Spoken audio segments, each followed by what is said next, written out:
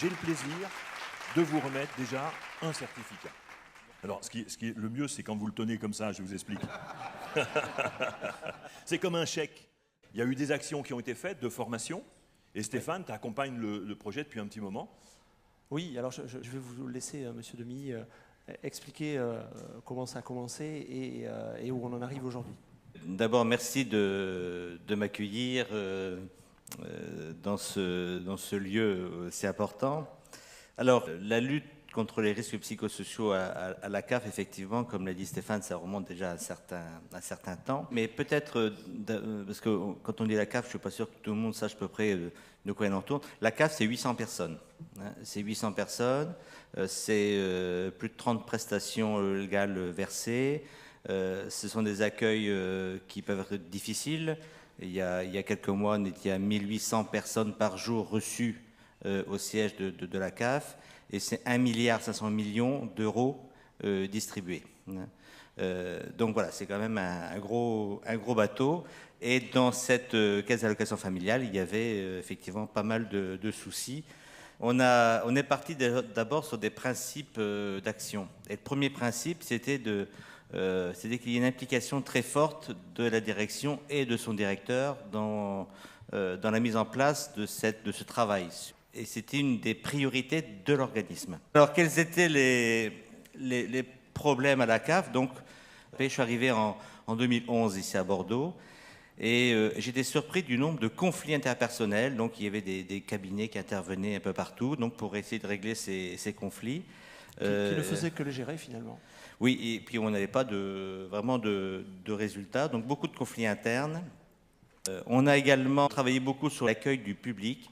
Alors, 2 exemples pour vous donner la difficulté. Il y a 2 ans, donc, un allocataire dans une autre CAF s'est immolé à l'accueil. Nous avons arrêté quelqu'un, donc, avant qu'il fasse ce geste, il était venu avec de l'essence.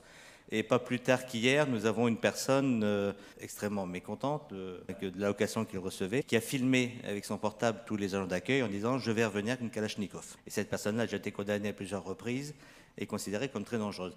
Voilà le genre de situation à l'accueil qu'on vit très régulièrement, sans compter les écrans qui volent, les chaises qui volent, les injures, etc. Donc c'est une situation souvent difficile pour les agents d'accueil et pour l'encadrement de proximité.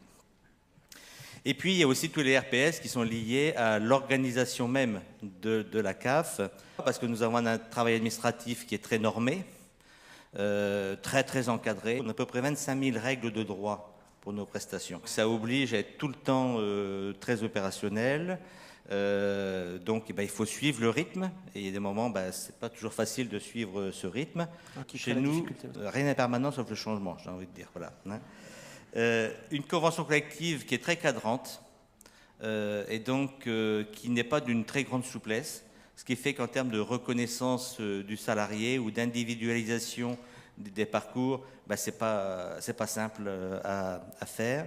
Oui, c'est-à-dire que jusqu'à encore il n'y a pas longtemps, et ça a été un des travaux finalement aussi qui a été engagé, c'est que la reconnaissance n'était pas basée sur les compétences, sur le déploiement d'un certain nombre de compétences qu'on pouvait objectiver, mais sur une ancienneté finalement. Alors l'ancienneté avait une très grosse place, a toujours une très grosse place.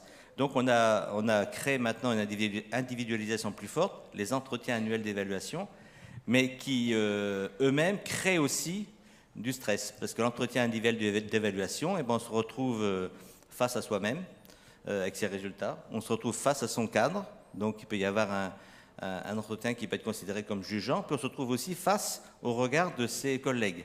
Parce que par exemple un agent peut avoir 3 ans de suite des points de compétence parce qu'il fait un excellent travail, alors que son voisin ne peut très bien ne rien avoir pendant 3 ans de suite. Donc forcément, ça crée aussi du stress, et donc cet entretien d'évaluation pose souci dans le climat social de la caisse. Régulièrement, 1 fois par an, on a un mois difficile. Voilà. Donc une démarche forte de la direction, une démarche globale, donc l'association naturellement des IRP, des instances représentatives du personnel, du CHSCT qui était présent à tous les niveaux de la démarche, du médecin du travail, de l'infirmière, l'assistante sociale, donc toutes les parties prenantes. La ligne managériale, les ressources humaines étaient en première ligne. Au final, avec plus de, je crois, 25 personnes dans le comité de pilotage, des acteurs donc de plusieurs disciplines et de plusieurs expertises, et puis des groupes de travail. Donc je crois qu'il y a à peu près 45-50 personnes qui ont travaillé pendant 1 an et demi autour de ce sujet et des thématiques. Ce qu'on a vu dessous finalement, c'est le stress, une dynamique de stress qui était présente au travers d'un diagnostic qui a été fait, ça a commencé comme ça finalement, et qui a fait apparaître que les groupes de travail qui ont été mis en place, notamment autour de la relation avec le public, par exemple, les métiers en relation avec le public étaient un métier ou des métiers qui étaient susceptibles d'avoir beaucoup de stress, avec donc les allocataires qui arrivaient. Mais il y a eu aussi le groupe des managers, une population qui a été identifiée comme étant en difficulté, en stress notamment, et 2 thématiques qui ont émergé. La thématique de la relation interpersonnelle, un autre sujet qui était la reconnaissance au travail. Et le constat qu'on a fait rapidement finalement, c'est que sur ces thématiques qui ont émergé, un point d'ancrage, un point commun était la qualité de la relation au milieu de tout ça. Une qualité relationnelle ou une qualité de résolution de conflits. Outre le diagnostic, une formation des acteurs. Avant de travailler, on a formé les acteurs.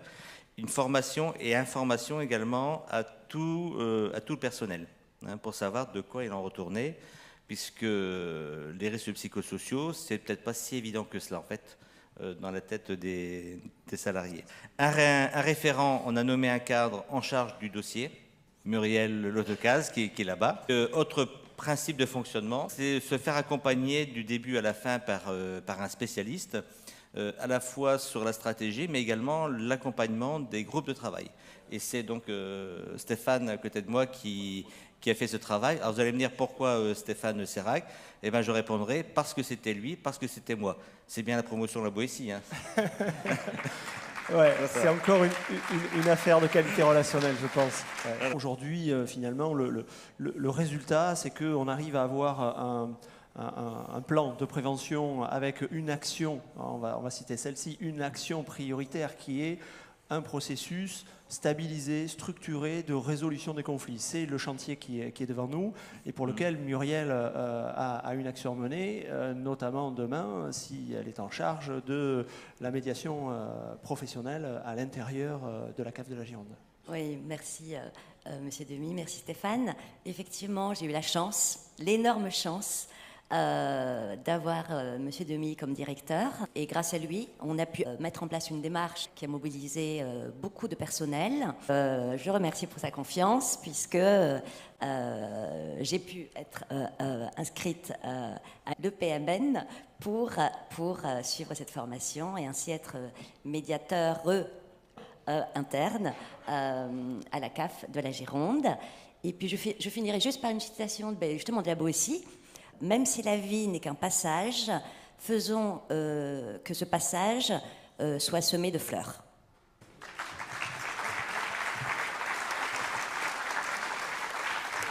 Monsieur Demy, donc c'est avec un grand plaisir que je vous remets ce trophée 2015 des espoirs de la médiation.